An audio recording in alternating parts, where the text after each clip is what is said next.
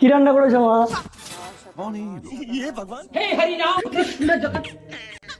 মা ঘরে ওটা কে? আরে তোর ভাই বিয়ে করে বউ এনেছে।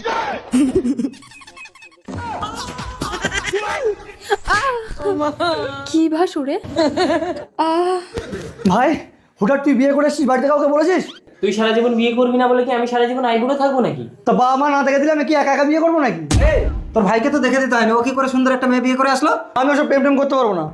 আজকাল প্রেম না করলে কেউ তোকে মেয়ে দেবে না। মা বৌমা তোমার বুকে লাগলো কি করে? ভাসুর ধাক্কা মেরেছে।